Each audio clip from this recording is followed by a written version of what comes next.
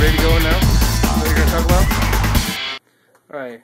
In 3, 2, 1. You're on, Brian. Oh, hi. I didn't see you there. That's going on the outtake reel. Yeah, no, you can go on the actual video. I'm Brian Gongle. I'm Dan Adams. The guy behind the camera. So we're doing our follow-up show here on January 26th, 2013. That is, man. That's a mouthful. January's moving fast, yes. January 26th, 2013. We just had a couple stories we didn't get to on the air during the show today, so it seemed worthwhile to go over a couple of them real fast. DHS Secretary Janet Napolitano, who, by the way, says she doesn't use email, warns that a massive cyber attack on the United States could happen imminently.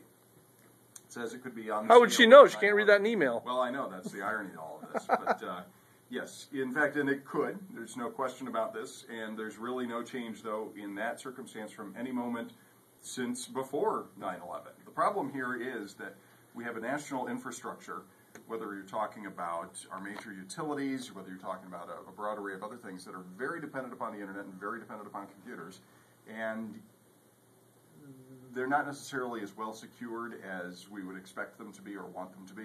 These are not well fortified installations of things, and it would really not take a complex attack to cause some pretty serious disruptions, at least in isolated places around the country. Whether you're talking about shutting down portions of the electrical grid or causing disruptions at major utilities, whether it's water utilities or other types of utility systems, these things can be done. A lot of things are plugged in, but not very well secured, and we should probably do something about that. Now, I also think that the Secretary of the Department of Homeland Security should learn to read email, too. So, just you would think. That's story number one for this week, the items we did not get to on the air. Number two, this is probably one that Dan will be excited about. Scientists claim that they can turn light into a tractor beam. Very Star We've known this forever because I saw it on Star Wars and Star Trek. They seem to have done this on a microscopic scale, turned beams of light into an attractive force somehow to move very small things. They think that this may have application, at least here in the future, to do something, at least in the medical world. We may be able to do things like sorting out blood cells. I think what we have here is you're going to be seeing a case of some geeks pulling some really cool practical jokes on each other. We're not talking about large tractors. We're talking about on the No, I understand. Yeah, atomic to cellular scale. So okay. I don't think it'll be a very big thing. But anyway, that's something that they claim to have done this recently. I guess it was published the other day, but it's something they claim to be able to do. Bing, still not quite profitable. Not quite is an understatement. But they're losing less money than they were losing before. So I'm sure Microsoft is excited about that. And realistically, it's okay for Bing not to make a ton of money for Microsoft. If their long-run goal is to put a head-to-head challenge to Google, being there is probably enough. Even if it's subsidized at the expense of the rest of the company, Microsoft makes tons and tons of money off of Windows, tons and tons of money off of Office, and tons of money off of a lot of corporate or what we'll call enterprise products that they sell. They're going to keep making tons of money doing those things. Yeah. So they can afford, if their long-run goal is simply to stay in the game, they can afford to lose money on Bing, even if it's a loss. Here they're saying it's a declining loss, so maybe they'll turn the path toward profitability at some point in the future. They just need to stay, I think, in the game in order to, over the long run, have a shot at not totally losing their place in that world. Okay. I've used Bing a couple times. I mean, it's okay. Yeah, it's all right. It's nothing great. They've improved it substantially. It searches more effectively now and gives you better results than it used to. If you haven't used it in a year or two, it would be worth another look, certainly. And certainly if you, like I say, have problems with, I have trust issues with Google anyway. Not that I... Really? I had the same thing with Microsoft. Well, I was going to say not that I wouldn't also have them with Microsoft, but maybe it's good to have an open relationship policy so that you can have trust issues with each of them and maybe go back and forth among them. And maybe side with the one you're feeling most comfortable with from time to time. So that's story number 3 that I had. And the fourth story that I wanted to share was that an editor from Fortune had a column that they posted online the other day talking about how even though he carefully maintains what I would call very good password hygiene, changing passwords routinely. In fact, almost obsessively, I'd call it. He refers to doing it every month and changing all of his passwords and cycling through all kinds of new things. I would almost call that obsessive. Yeah. Yeah. He still got hacked. Somebody still broke into his Twitter account. And they did it by social programming, which is to say, if you're on Twitter, or even if you just have an email address that's gotten hit by spammers, you'll occasionally get messages that say things like, hey, who posted this funny picture of you, haha, and there's a link. Yeah. And especially on Twitter. And you never click on those. Sites. Yeah, and the thing is, those links on Twitter and on Facebook and others are typically shortened. They're the URL shortened links, so they don't really tell you where they're going. And when you click on it, what it's doing is it's passing you through another site very briefly, but an infected site, before taking you to the spammy site they were pointing you to anyway.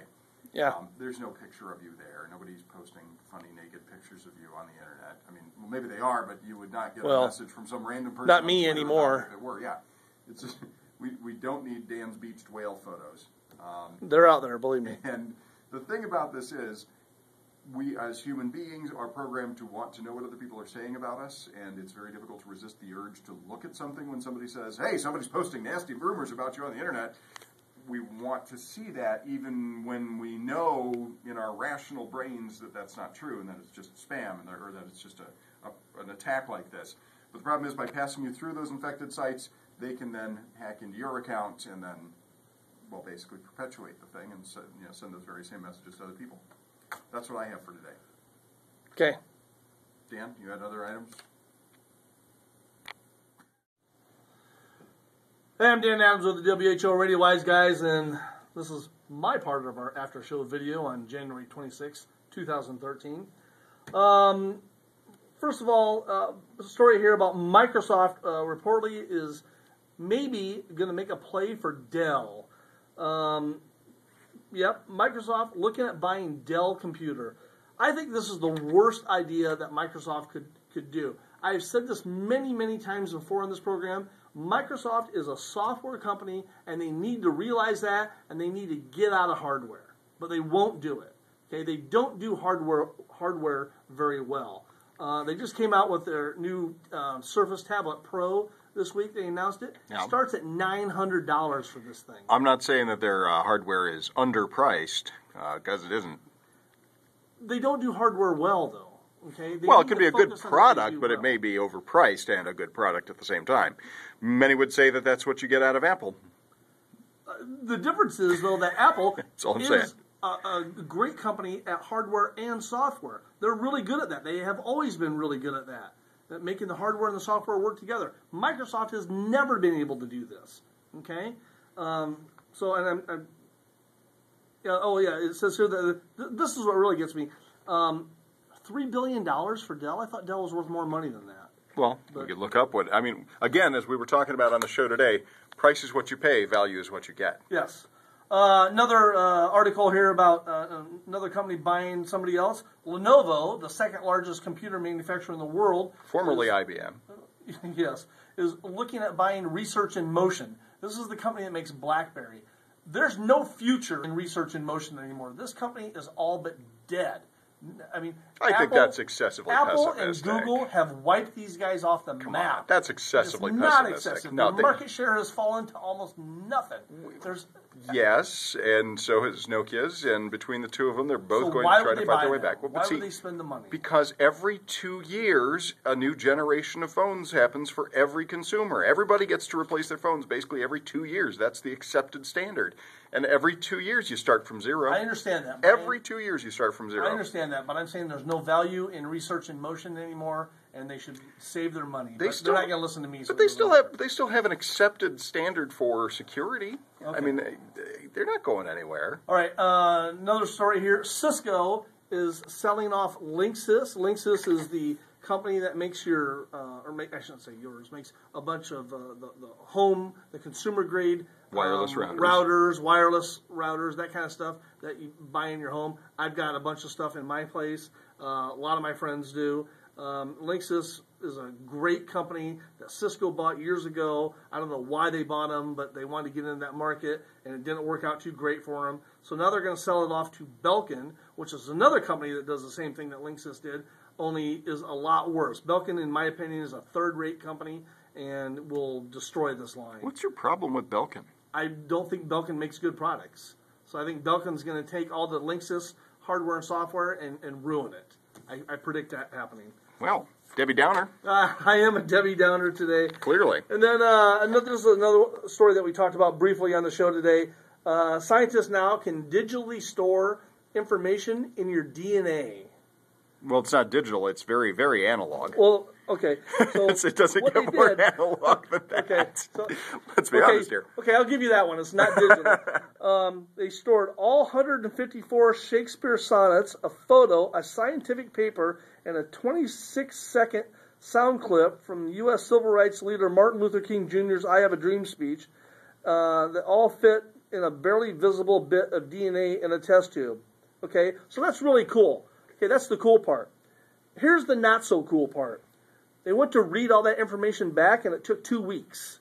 So they got some work to do here. Well, yes. DNA computing does have a future. We're just in the very early stages of it all. That's just something you have to understand. So that's kind of cool. They're working on stuff like this, and maybe someday, generations from now, all your information will be stored in your body, and you won't have to have a... Well, we wouldn't really be storing the DNA in ourselves. I think the idea is you'd stick it in a test tube and freeze it.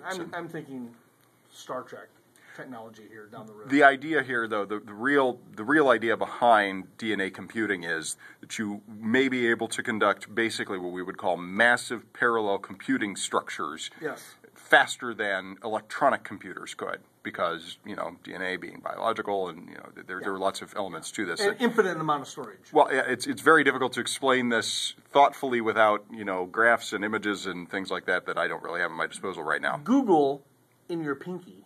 Think of that. That's creepy. It's very creepy. Also creepy was you giving me the pinky bird. It's kind of weird. So I want you to just take a look at this this thing on my smartphone, Dan. That's a screen capture. I have on the background of my Samsung Galaxy phone, I have it running a news update, and what's funny is that it's kind of cool because it does this text animation bit, but sometimes when it animates the text, it structures things in ways that don't give the same message that you were getting before. Well, you probably don't need to take my phone call. You can ignore the phone call. No, you swipe it. You swipe it. Oh, there you go. Apologize to your girlfriend for me. I didn't know what I was doing there. Yeah, so what I wanted to show was the screenshot. I thought was kind of funny when it went for the text animation. It decided that it was going to structure it so that it says, Hackers Commission website. Or, well, it was supposed to be Hackers Attack or Take Over Sentencing website, but it looks like Hackers Commission website. And hackers don't frequently have to commission websites. They just build their own. Yeah, or they take over yours. So thought it was pretty funny. All right. Well, that's all the stories, all the news we got for today. Tune in next week. You can catch us, of course, live. We're the WHO Radio Wise Guys, Saturdays from 1 to 2, right here on News Radio 1040 WHO. You can check out our Facebook page, which is... What is our Facebook page, Brian? You really don't know? It's Facebook.com/WHO Radio Wise Guys. WHO Radio Wise Guys. Easy enough. And, of course, you can always call us and text us your questions, and we'll try to answer them on the air. That does it for today. We'll see you next week. All right, thanks for listening. This is WHO Radio Wise Guys right here on News Radio 1040. WHO.